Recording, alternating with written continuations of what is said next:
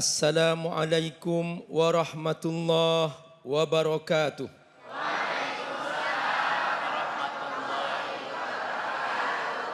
Alhamdulillah wassalatu wassalamu ala Rasulillah wa ala alihi wa sahbihi wa mawala. Ashhadu an la ilaha illallah wahdahu la syarikalah wa ashhadu anna Muhammadan abduhu wa rasuluh. Allahumma salli ala sayyidina Muhammad wa ala alihi wa sahbihi ajma'in wa ba'du. Bu, Pak, alhamdulillah, Masya Allah. Kita semua butuh Allah, betul? Kita tidak mungkin ada tanpa Allah, betul? Maka tidak ada kekuatan yang melebihi kekuatan Allah. Kita semua hanya makhluknya. Karena itu kita butuh pertolongan Allah Subhanahu wa ta'ala. Setiap hari kita akan berhadapan dengan situasi yang tidak pernah kita sangka-sangka. Kalau kita mendapatkan kebaikan, bilangnya apa? Alhamdulillah. Tapi tidak semua yang akan menimpa kita kebaikan. Ada yang tidak menyenangkan. Nah, dalam konteks ini, Bapak Ibu, Allah mengajarkan doa perlindungan, yaitu surah Al-Falaq. Yang kedua, surah An-Nas. Boleh dong dibaca bersama-sama surah Al-Falaq? A'udzu billahi minasy syaithanir rajim.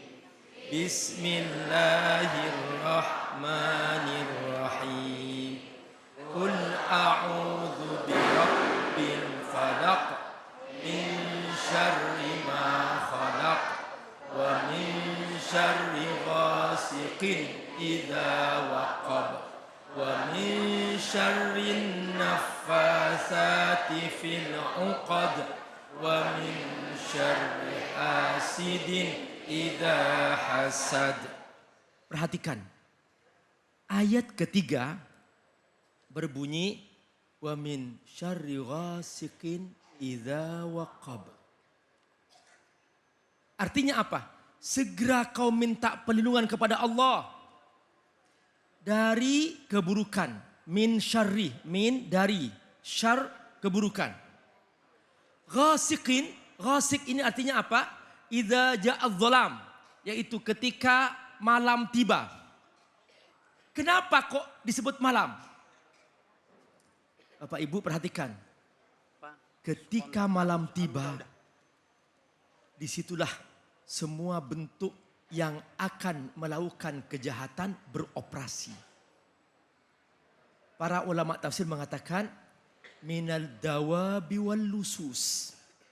Boleh jadi berupa binatang-binatang yang akan mengancam kamu, ad-dawab, atau wal lusus, atau boleh jadi berupa pencuri-pencuri yang akan melakukan keburukan kepada kamu. Nah, dua hal ini biasanya operasinya di malam hari. Allah yang menciptakan manusia, Allah yang menciptakan semua makhluk, Allah tahu. Allah kasih tahu kepada kita. Karena kita hambanya. Allah sayang kepada kita. Jangan sampai kita salah minta perlindungan. Ada yang minta perlindungan kepada pohon-pohon. Kira-kira pohon bisa nggak melindungi, Bu? Tidak bisa. Ada yang minta perlindungan kepada batu-batu. Kira-kira batu bisa melindungi Bapak Ibu? Ya nggak bisa. Ada yang minta perlindungan kepada dukun. Memang dukun hebat, Bu? Memang dukun hebat? Nah, ada orang ingin kaya. Datang ke dukun. Dukunnya miskin. Nah, lucu kan? Ya, jadi mulai sekarang stop minta perlindungan kepada makhluk. Mulai sekarang ayo kita minta perlindungan kepada siapa? Kepada Allah Subhanahu wa Ta'ala. Nah, doanya apa? Ini doanya yang kita baca barusan itu. Jadi dalam ceritanya, dulu Nabi punya wiridan-wiridan. Punya zikir-zikir. Ketika Nabi melewati sebuah lembah di padang pasir, takut ada bahaya yang mengancam. Sama Bu. Jadi Nabi ini kan orang baik. Betul? Tidak semua orang baik aman-aman aja Bu. Iya. Suatu hari ibu berbagi kue. Baik atau tidak? Tahu-tahu dia melengos Bu. Pernah nggak digituin? Nah, jadi tidak semua kebaikan dibalas dengan kebaikan. Betul?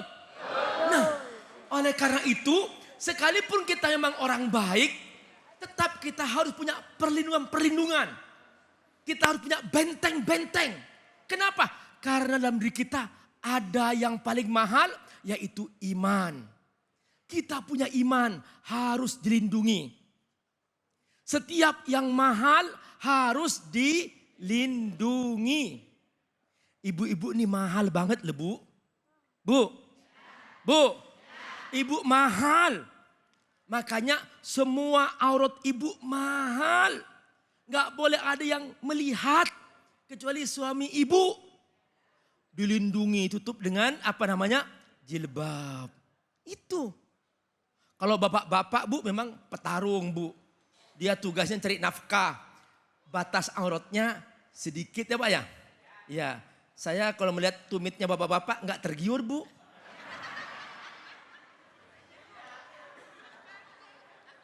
Beda ya Pak ya? Beda. Nah makanya ibu diajarin pakai jilbab. Itu cara Allah ngajarin. Setiap yang mahal tutup. Ibu punya emas, betul? Alhamdulillah. Nah, Pak, tuh kalau setiap sebut emas, ibu-ibu. Kalau bapak jangan pakai emas. Tugas bapak menikmati hiasan, bukan untuk dihias, betul? Mulai sekarang yang pakai emas buka. Alhamdulillah. Kalau ibu-ibu punya emas, ditaruh di brankas. Brankas dikunci. Brankas dalam lemari. Lemari dikunci. Lemari dalam kamar. Kamar dikunci. Kamar dalam rumah. Rumah dikunci. Rumah dalam pagar. Pagar dikunci. Pagar dalam portal. Portal dijagain dengan satpam. Itu karena apa? Karena ada emas. Nah, lebih mahal mana? Emas atau iman? Iman. Makanya karena Allah tahu kita punya iman.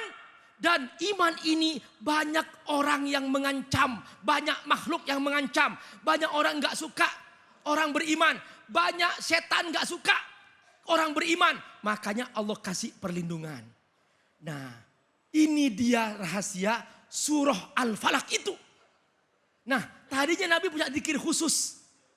Ketika sudah turun surah Al-Falaq, ketika sudah turun surah An-Nas, Nabi tidak pernah membaca zikir lain. Makanya kalau ibu tanya, Pak Ustadz, gimana sih cara melindungi diriku dari segala macam bahaya? Baca ini aja. Nabi aja semua zikiran doa ditinggal Nabi kecuali hanya baca 2 surah ini. Nah, karena kejahatan itu datang di waktu malam dan biasanya operasi di waktu malam, maka di antara sisipan minta perlindungan itu kata Allah, wa min syarri ghasiqin idza waqab. Karena itu Bu, para ulama tafsir mengatakan kalau kamu punya anak jangan dibiarkan keluar rumah setelah maghrib. Dulu kita masih biasa ya, ini yang masih umur, ini kayaknya umur 13 tahun semua ya. Jadi saya repot membedakan nih semua. Jadi dulu kita masih punya tradisi setelah maghrib, nah nggak boleh keluar rumah, betul? Baca Quran, baca Yasin, itu diajarin. Nah ternyata memang itulah bahayanya.